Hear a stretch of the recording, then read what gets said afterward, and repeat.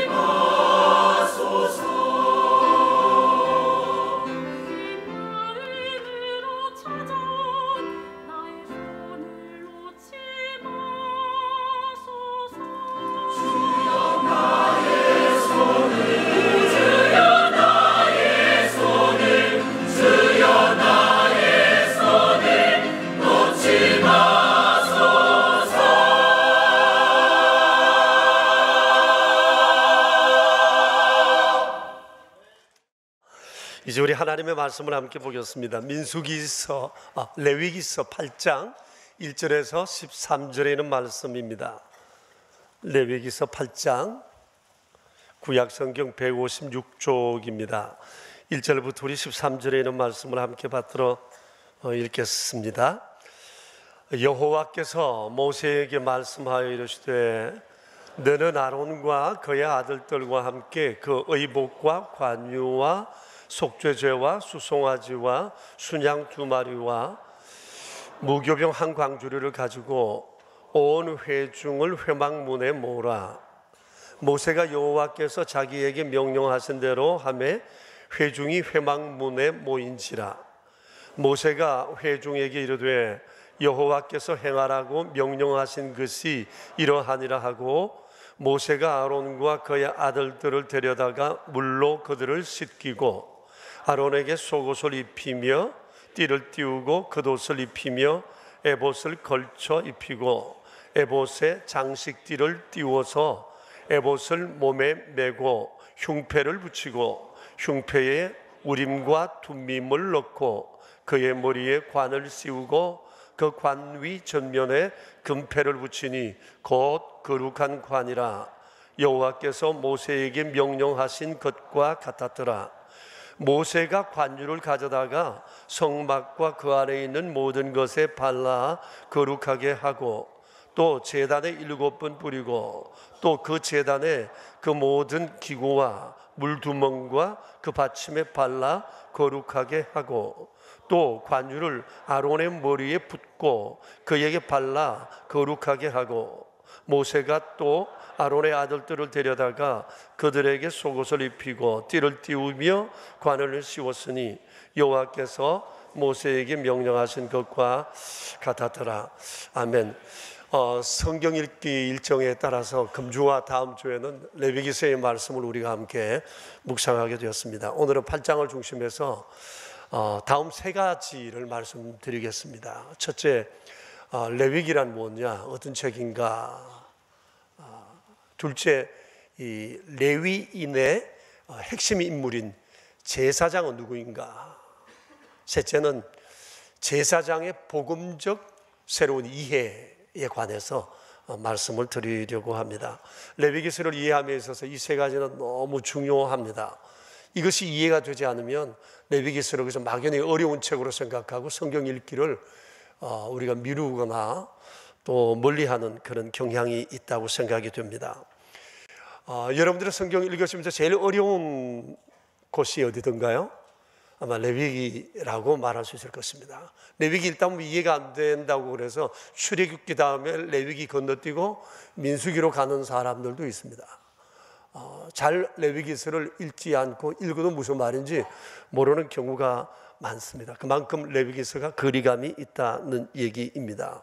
그 이유 가운데 하나가 레위기서의 제목 때문이 아닌가 생각이 듭니다. 레위기는 레위인들에 관한 얘기 아니야? 또 레위인들이 하나님 앞에 드리는 제사 규례지.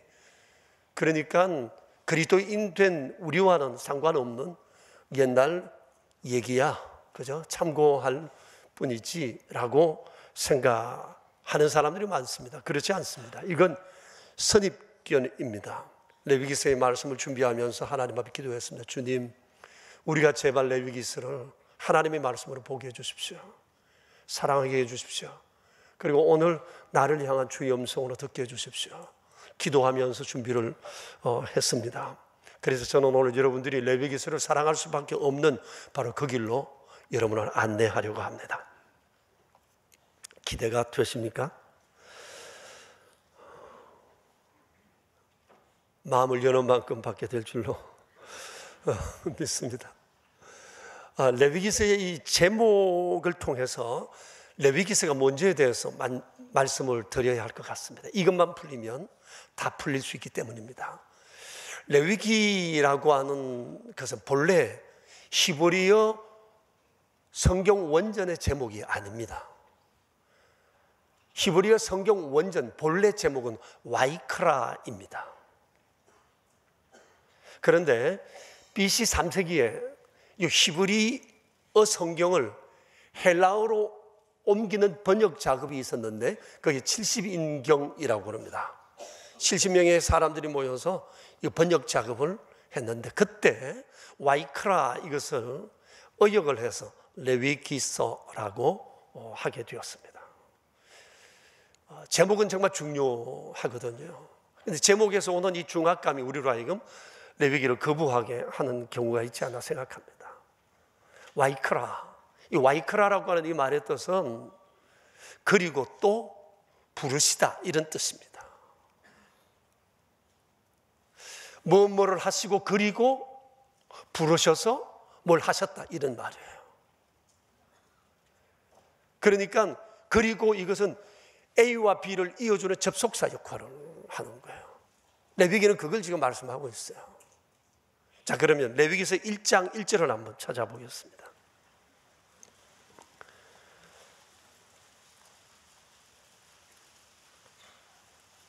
한번 같이 읽어보겠습니다. 여호와께서 회막에서 모세를 부르시고 그에게 말씀하여 이르시되, 우리 성경은 이렇게 되어 있습니다. 그런데 히브리어 성경 원전에는 그리고라고부터 시작합니다. 와, 그렇게 시작하고 있습니다. 와 이크라, 그리고라는 것으로부터 시작된다는 얘기예요. 굉장히 따스함이 묻어있는 단어예요. 그리고 부르셨다는 거예요.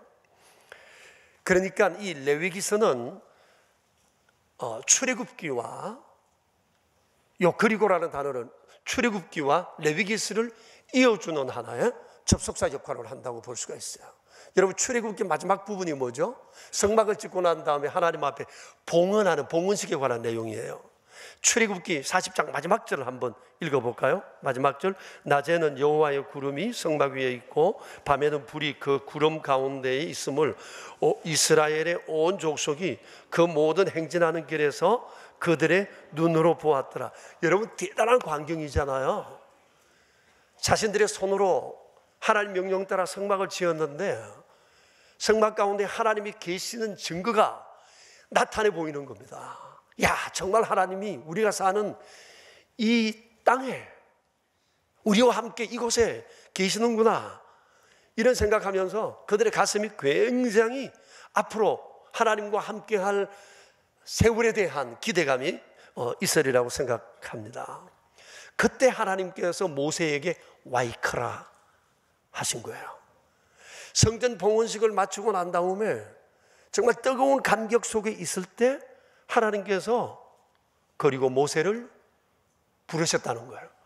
그리고 부르셔서 모세에게 다음의 내용을 말씀하셨다는 겁니다. 자, 성막에서 하나님의 부르심을 들었을 때 모세의 마음이 얼마나 설렜을까요? 그래서 하나님 뵙기 위해서 성막을 찾아갔는데 그때 하나님께서 레위기의 말씀을 쫙 하신 거예요. 예? 이게 성막에서 모세와 하나님의 첫 만남이에요. 근데 이 첫 만남에서 하나님이 레위기서의 말씀을 해주신 거예요. 모세는 금방 알아먹었을 것입니다. 아, 성막을 지으라 하신 이유가 바로 여기 있구나. 하나님이 레위기서의 말씀을 하실 때 모세는 정말 감격하면서 하나님의 첫 말씀을 성막에서 받게 된 겁니다. 이 타이밍이 너무 중요해요. 그게 바로 레위기라고 하는 내용입니다.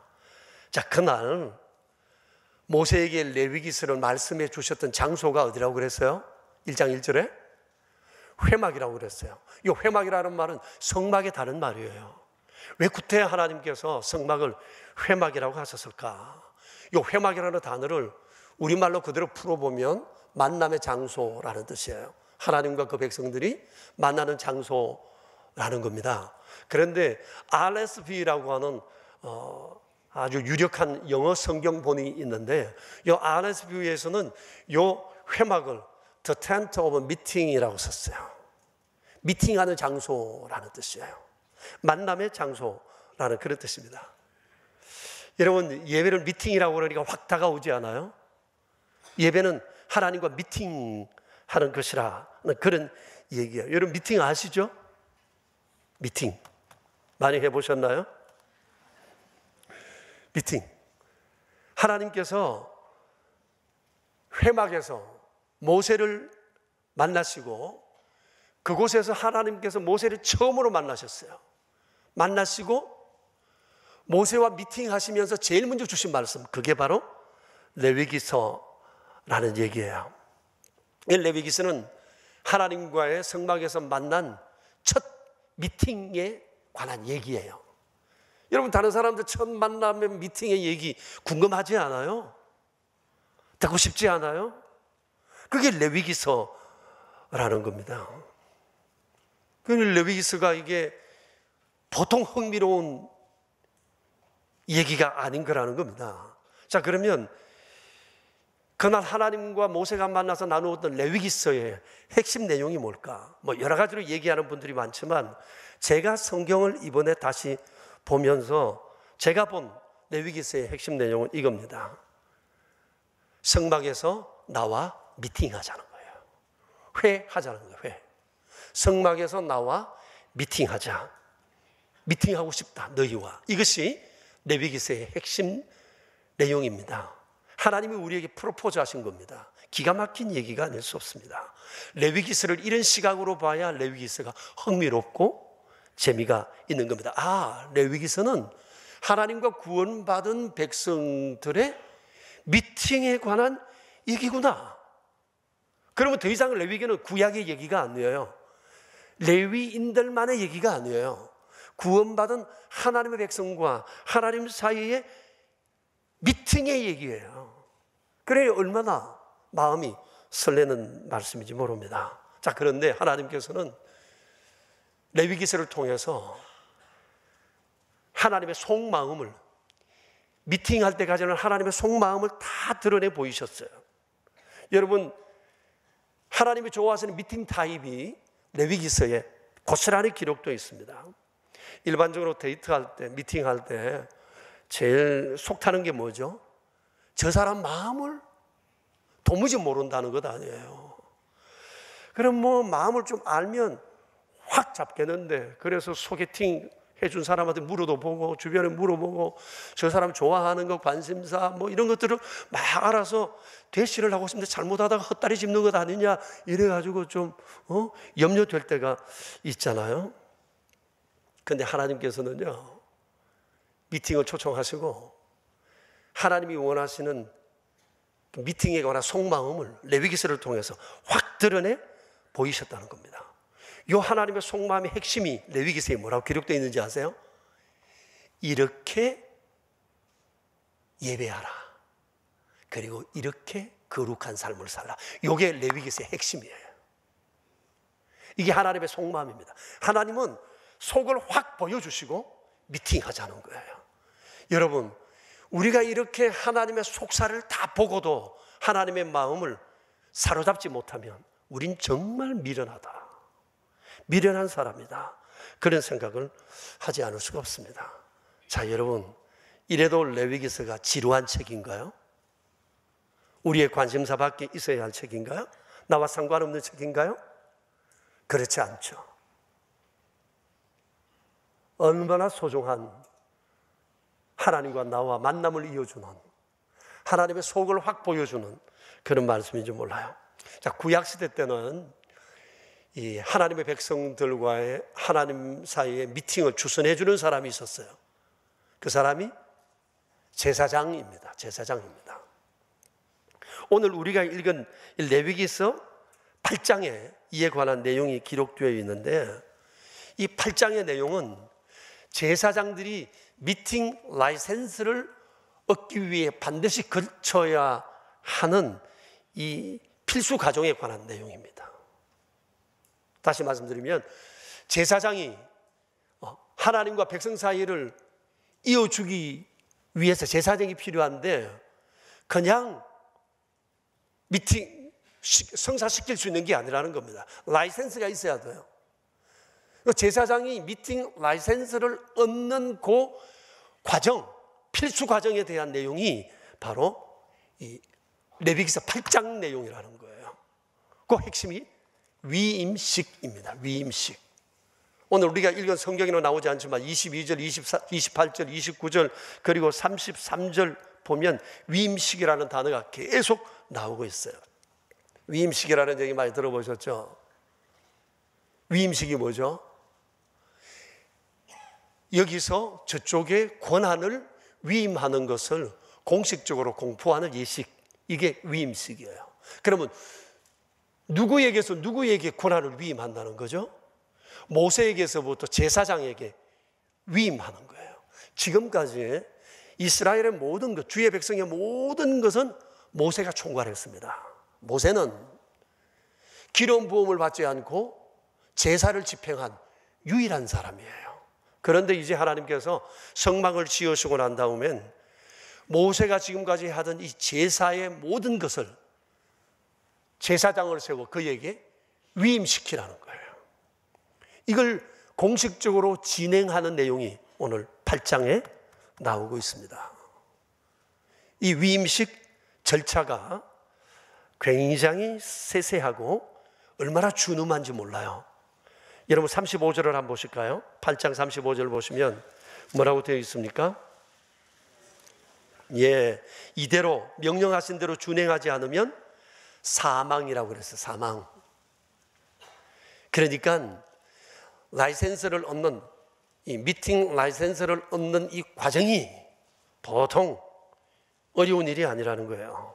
그 절차의 내용을 한번 보실까요?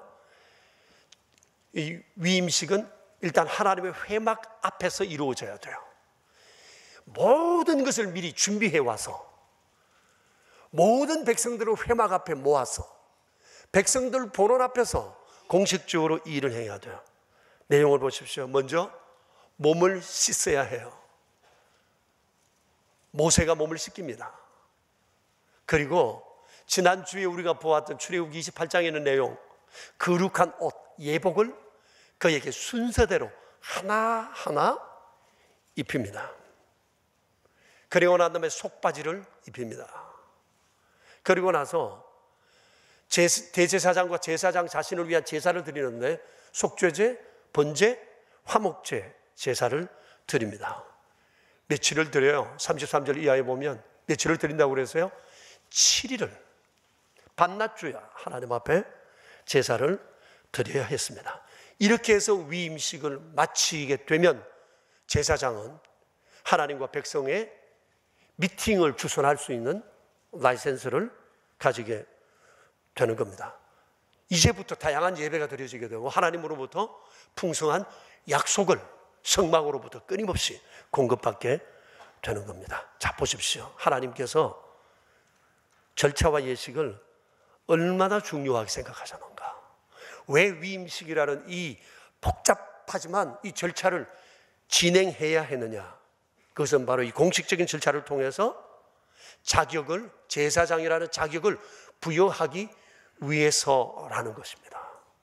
이렇게 함으로 모세에게서 제사장에게로 제사 부분은 위임해 넘어가게 되고 제사장 자신은 스스로에게 위임식을 하는 동안 자기 스스로에게 날마다 그런 기억을 시키려고 나는 자격도 없는데 부족한데 하나님의 부르심으로 내가 이 제사장이 되었다. 나는 지금 제사장이 되어가고 있구나. 이제 내게 맡겨주신 직무가 너무나 막중하다. 내가 하나님의 뜻을 잘 받들어서 이걸 잘해야지. 이런 마음의 각오를 하게 되었을 것입니다. 그리고 백성들 입장에서 봐서는 우리하고 맨날 형 동생하고 지내던 사람이 오늘날 제사장이에요. 내가 저 사람 약점도 잘 알고 있어. 부족한 것도 알고 있어. 그럼에도 불구하고 하나님으로부터 공식적으로 세움 받았다는 그 사실 앞에 부족하지만 이제는 길은 한 길이다. 제사장을 통해서 하나님 앞에 나아가야 된다는 이런 신뢰를 가지고 그와 함께 하나님을 예배하게 된 것입니다. 그래서 위임식이라고 하는 권한 위임의 공식적인 절차가 필요했던 것입니다. 그러니까 레위기서 8장은 하나님과 하나님 백성 사이에 너무 중요한 사실을 보여주고 있는 것이라 볼 수가 있어요. 이렇게 백성들은 제사장을 통해 하나님 앞에 나아갈 수가 있었습니다. 자, 그런데 안타까운 일이 생겼습니다. 모세와 여호수아 이후입니다. 이후에 하나님 앞에 이 신앙이 점점 쇠퇴해지기 시작한 거예요. 모세와 여호수아 이후 예수님 오시기까지 그 기간이 약 1350년 정도 됩니다. 이 기간 동안 하나님과 백성 사이의 미팅에 많은 문제가 생겼어요.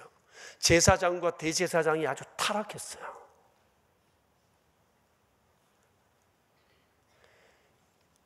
예수님 당시에만 해도 대제사장은 본래 아론의 장자, 를 통해서만 계속 이렇게 내려오는데 사위도 대제사장이 되고 로마의 권세를 입으면 대제사장이 되고 제사장이 되고 이런 막 형편없는 일들이 벌어지고 제사장이 본연의 임무는 관심 없고 정치적인 데 관심을 두고 뭐 온 그런 데만 쏟아내고 이런 경우들이 생기게 된 것입니다. 그러니까 그 저는 이런 말할 수가 없었던 거예요.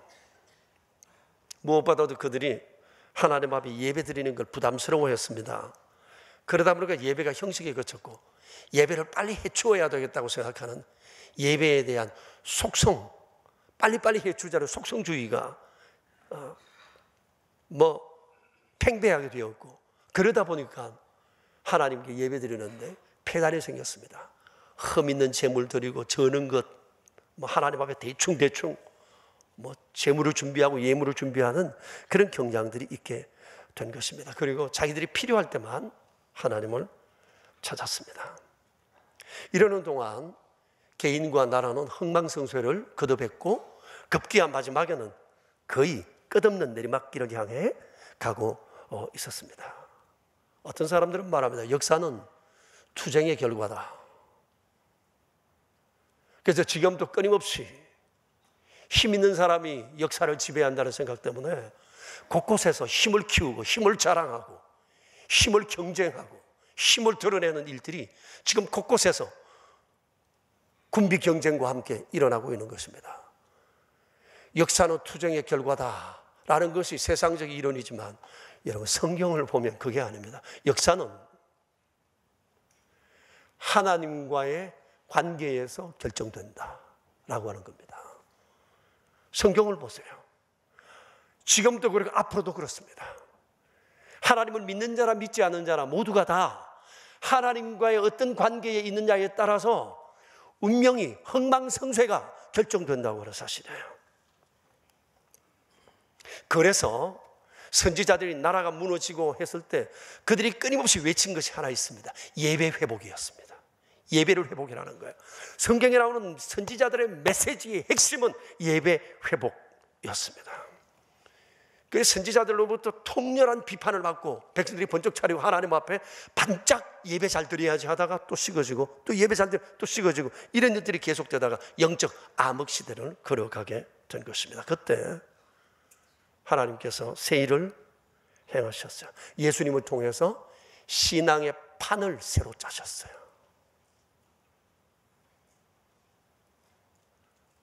예수님을 통해 하나님께서 짜신 새로운 신앙의 틀의 전체 내용, 핵심되는 내용은 바로 이겁니다.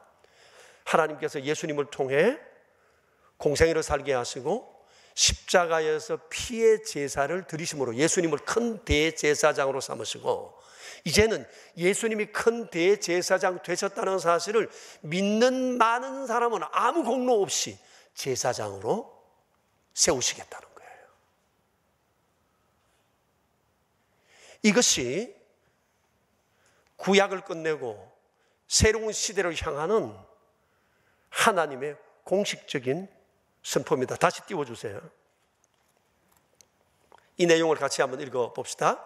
핵심 내용입니다. 새로운 신앙의 틀, 핵심 내용입니다. 예수님께서 공생애를 통해 십자가에서 피의 제사를 드리심으로 큰 대제사장이 되셨다는 것과 이를 믿는 자에겐 모두 제사장의 자격을 부여하신다. 할렐루야. 이때 박수가 나와야 됩니다. 하나님께 대해서. 정말 주께서 우리를 위해서 놀라운 일을 행하신 거예요. 여기에 대한 성경의 선언이 굉장히 많습니다. 몇 군데만 찾아보겠습니다. 베드로전서 2장 5절 말씀인데 같이 읽어볼까요? 너희도 산돌같이 신령한 집으로 세워지고 예수 그리스도로 말미암아 하나님이 기쁘시게 받으실 신령한 제사를 드릴 거룩한 제사장이 될지니라. 그리스도로 말미암아 거룩한 제사장이라고 말씀하세요. 그리고 요한계시록 1장 6절 반모섬에서 세리 요한을 통해 사도 요한을 통해 주께서 주신 말씀입니다. 같이 읽어봅시다. 그의 아버지 하나님을 위하여 우리를 나라와 제사장으로 삼으신 그에게 영광과 능력이 세세토록 있기를 원하노라. 아멘. 하나님을 위하여 우리를 주께서 제사장으로 세우셨다는 거예요. 계시록 5장 10절 말씀. 그들로 우리 하나님 앞에서 나라와 제사장들을 삼으셨으니 그들이 땅에서 왕노릇하리로다 하더라. 아멘. 자, 이처럼 성경 곳곳에는 그리스도인의 제사장 됨에 대한 선언들을 많이 하고 계십니다. 우리가 제사장 되었다는 사실을 아주 적나라하게 보여준 사건이 하나 있었습니다. 예수님께서 십자가 지시던 그날 성소에서 놀라운 일이 일어났어요. 성소에서 마태복음 27장 51절에 보면 그런 내용이 나와 있어요. 제사장들이 성소에서 제사를 드리고 있는데 성소의 휘장이 위로부터 아래로 찢어져 둘이 되었다고 그랬어요.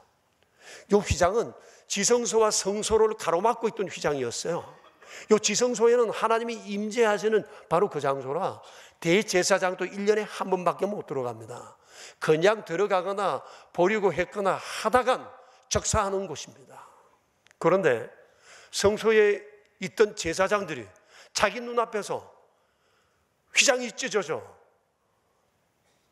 지성소가 보이게 된 사실을 앞에 이들이 아연실색할 수밖에 없었습니다. 이제 우리 죽었구나 싶은데 죽지 않습니다. 새로운 일이 벌어졌구나 하는 것을 그들은 직감하게 된 겁니다. 하나님의 임재 앞에 가려졌던 막이 사라진 거예요. 그래서 히브리서 10장 20절에서는 이 사실을 두고 이렇게 말씀하십니다. 휘장은 곧 그의 육체니라. 예수님께서 지성소와 성소를 가로막는 휘장의 육체 역할을 하셨다는 거예요. 이제 주께서 이 육체로 피의 제사를 드리심으로 이제는 어느 누구도 어떤 절차 없이 예수님의 공로를 의지하고 하나님 앞에 나아갈 수 있게 되었다고 하는 사실입니다. 이래서 만인의 제사장의 길이 열리게 된 거예요. 이건 시대적 혁신이에요. 그래서 BC는 가고 AD의 신약시대가 시작된 것입니다. 여러분, 우린 주님으로 인하여 제사장이 되었어요. 얼마나 놀라운 일인지 몰라요. 하나님께서 우리에게 이 놀라운 은총을 주셨습니다. 전에 같았으면 하나님 앞에 나아가기 위한 절차가 복잡합니다. 레위기서 8장에 있는 이 위임식을 거쳐야 했습니다. 제사장으로 지명받은 사람만, 나머지 사람들은 이 사람들을 통해서 하나님 앞에 끊임없이 제사를 드려야 됐는데 주 예수께서 피의 제사를 드리시고 난 다음엔 이 모든 절차가 예수님으로 단일화된 거예요. 이제 주님이 나의 대제사장인 것을 믿기만 하면 누구든지 하나님 앞에 바로 그대로 나아갈 수 있는 놀라운 은혜가 우리에게 주어진 겁니다. 얼마나 감사한 일인지 몰라요. 박수 안 치시려면 아멘이라도 크게 하시든지 하나님께서 우리에게 주신 이 놀라운 은혜, 놀라운 은혜. 네? 놀랍지 않았어요? 여러분, 제사장 된 우리가 이제 해야 할 중요한 몇 가지 사실이 있습니다. 이것도 세 가지로 말씀드리겠는데, 첫째는 하나님께서 나를 예수님 안에서 제사장으로 부르셨다는 것을 절대 잊어서 않는다는 겁니다. 네. 왜냐하면 누구나 예수님 앞에 올 수 있지만 아무나 예수님을 믿을 수 있는 것은 아니기 때문에 그렇습니다.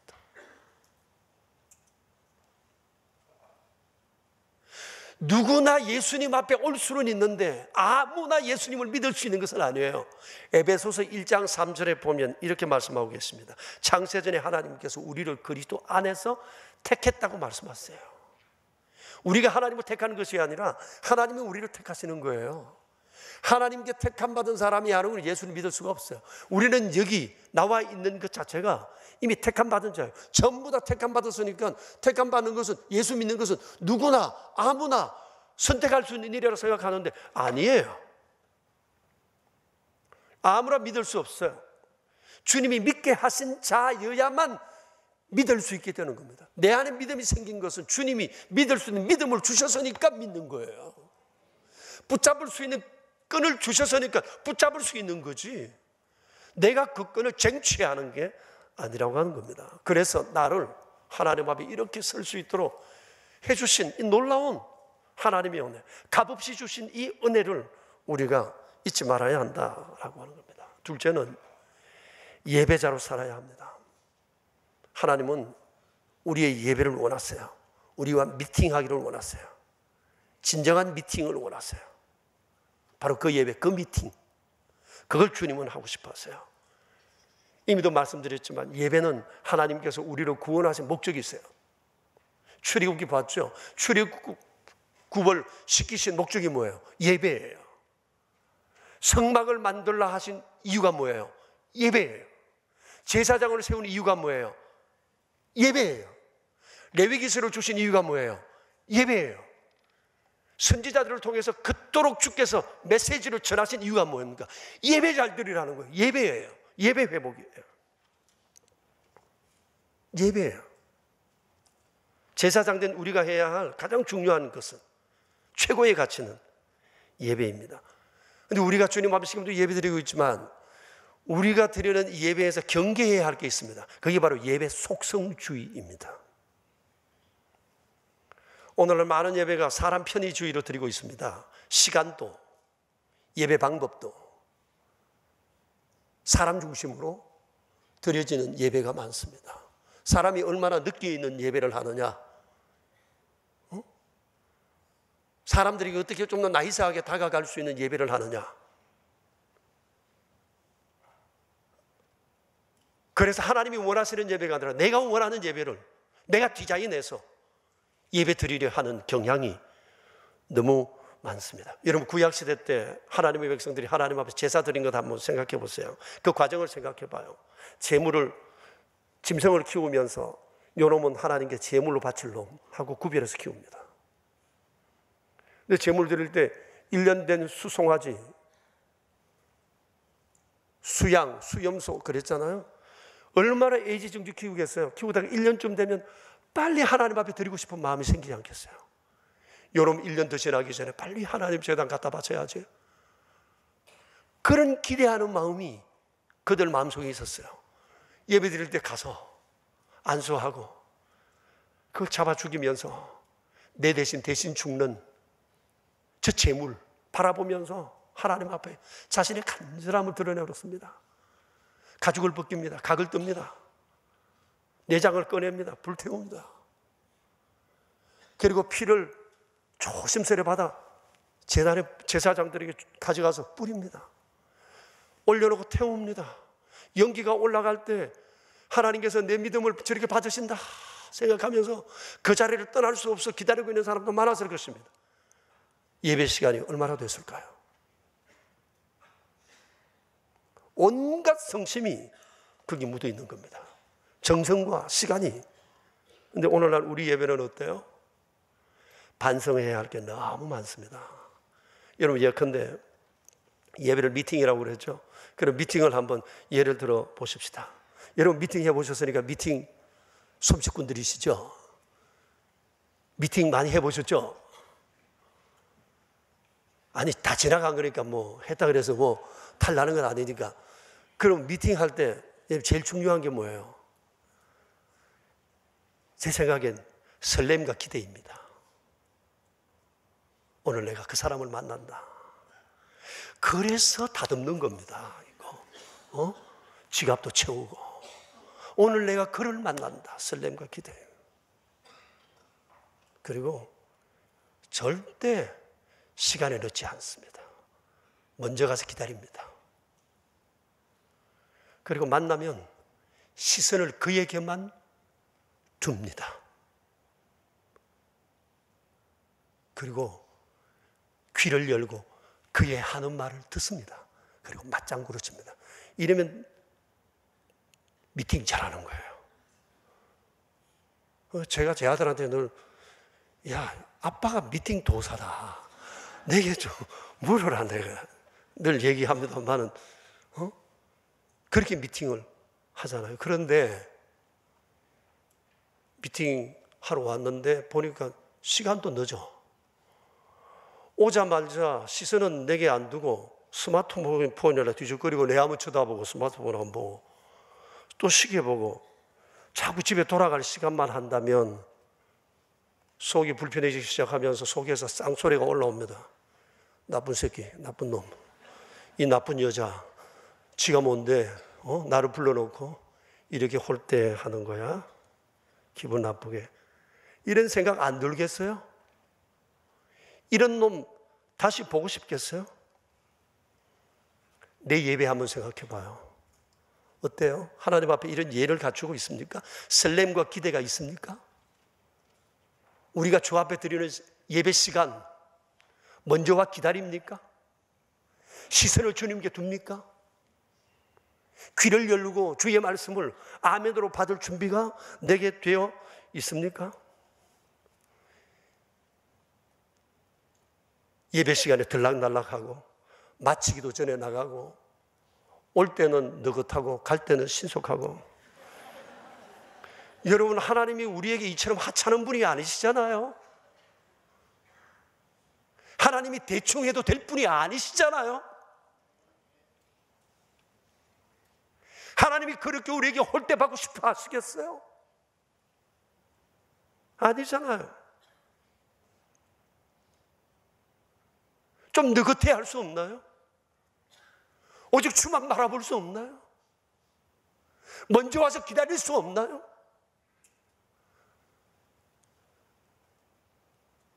이렇게 되지 않으면 믿음이 절대 성숙하지 않습니다. 세상에서도 숙성되려면 투자를 해야 돼요. 시간도 투자하고 물질도 투자하고 좋은 놈 골라가지고 이렇게 해야 이게 숙성이 돼요. 발효가 돼요. 재료만 좋다고 되는 것도 아니에요. 기다려야 돼요. 시간이 투자돼야 돼요. 운동선수들의 메달 색깔도 본래부터 천부적인 소질에 있지 않아요. 연습에 있어요. 얼마나 땀을 흘리는데 많은 시간을 투자했는가, 여기에 따라서 메달 색깔이 달라진다고 그러지 않아요.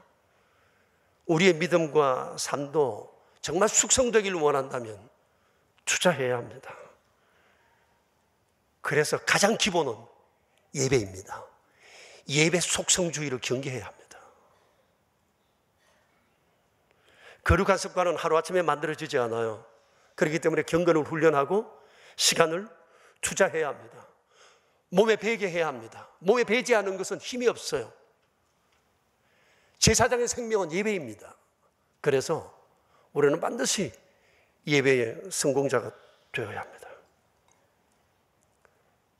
셋째는, 제사장들 우리의 마지막 세 번째 유의해야 할 것은, 우리가 천사는 아니라도 천사표라는 말은 들을 수 있어야 합니다. 정말 우리의 자존심을 상하게 하는 말이 있습니다. 아무개 예수 믿는다는데 우리하고 다를 게 하나도 없어. 교회 갈 때만 달라.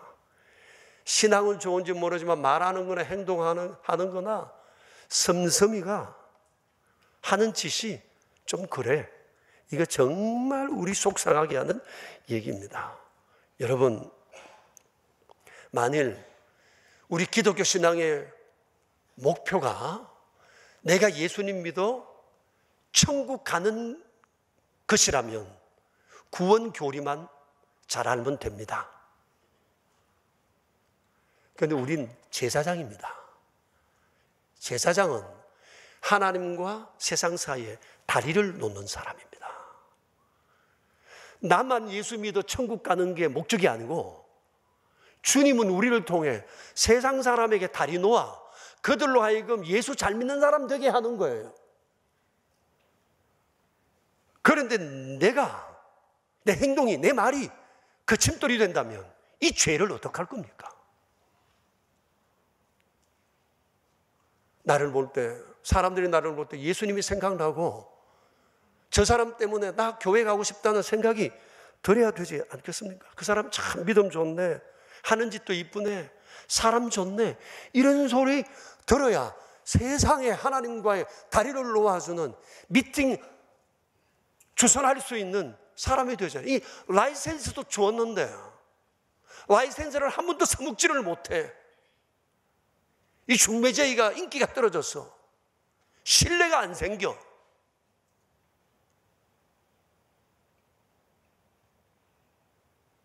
그러니 여러분,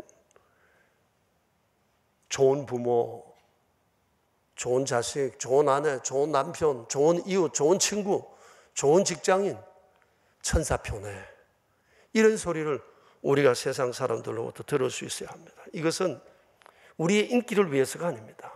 하나님의 영광과 그들을 구원시키기 위한 길이기 때문에 그렇습니다. 사랑하는 여러분, 우린 제사장입니다. 우리 신분을 결코 잊지 마시기를 축복합니다. 우리 함께 기도하겠습니다. 한번 우리 자신을 돌아봤으면 좋겠습니다.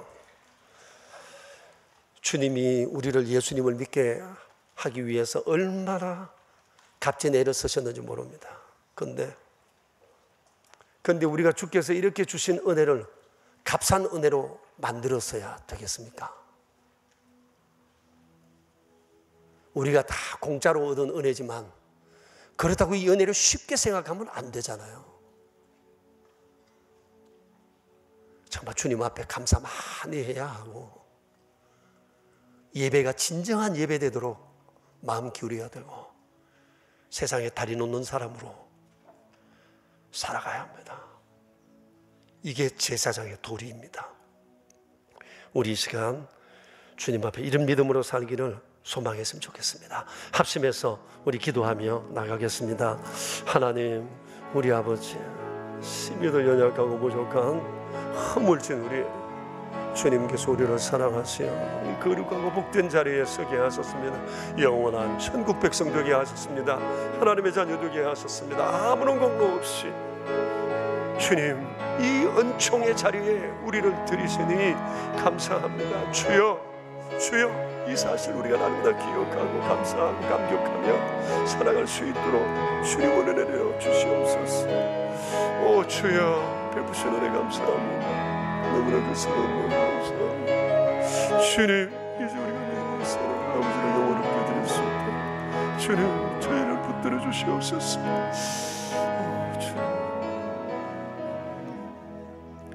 아무 공로 없이 오직 예수님 큰 대제사장 된 거 믿기만 하면 하나님 다 용납하시고 함께 하시고 은혜 베푸시고 우리의 삶을 복되게 하신다는 이 약속이 얼마나 감사한지 모르겠습니다. 너무나 쉽게 얻은 믿음인지라 우리는 주님을 너무 쉽게 생각합니다. 우습게 생각합니다. 함부로 생각하는 경향이 많습니다. 이 값진 은혜를 값싼 은혜로 만들고 있습니다. 주님 중심의 삶이 아니라 내 중심의 삶, 내 중심의 예배 드리려 할 때가 얼마나 많은지 모릅니다. 주님, 우리를 이렇게 제사장으로 세우신 것 감사합니다. 이 크시고 놀라우신 은혜를 주신 우리 주님의 은혜를 늘 기억하고 매일 감사하며 감격하며 하나님께서 원하시는 바로 그 예배 드릴 줄 아는 주의 백성 되고 세상 사람들의 다리 되어 예수 잘 믿는 사람 만드는 우리 모두 되게 하여 주시옵소서. 예수님의 귀하신 이름으로 기도합니다. 아멘. 이토록 놀라우신 은혜로 우리의 영원한 삶을 준비하신 우리 하나님께 감사드립니다. 우리가 생각 없이 살아갈 때 우리를 향한 이러한 세세한 계획을 가지시고 하나님께서 이 놀라운 희생을 하심으로 인해 우리는 아무런 수고 없이 주의 공로만 의지하여 이 은총을 누리게 하셨으니 감사합니다. 값없이 받았다 하여 값싼 은혜 아닌 것을 우리로 기억하게 하사 우리의 남은 삶이 정말 하나님을 영화롭게 존중히 여기는 아름다운 삶을 살 수 있도록 복 내려주시기 비옵니다. 주여, 오늘도 베풀어 주신 은혜를 기억하고 저희가 정하나 정성을 다하여 주 앞에 예물을 드렸습니다. 주님, 오늘도 드린 예물을 받으소서. 11조 예물, 감사 예물, 주정 헌금, 오른손 헌금, 완달러 선교 헌금, 사랑의 식탁, 1,000번째 예물, 한 분 한 분의 손길, 담긴 마음의 수고, 간구, 감사 받으시어 영원한 주의 영광의 도구들로 사용하여 주시옵소서. 구주 예수 그리스도 이름으로 기도드리오며 이제는 온갖 고초 자취하시며 우리의 큰 제사장 되어주신 주 예수 그리스도의 은혜와 아낌없는 사랑을 우리에게 베푸시어 영원한 생명의 길로 이끄신 아버지의 크신 사랑과 이 사실을 믿게 하시고 믿음의 도리를 지키며 살 수 있도록 도우신 성령님의 은총이 우리 명선의 모든 가족들과 주님의 교회와 우리의 가정마다 이제로부터 영원히 함께 계시옵기를 간절히 축원하옵나이다. 아멘.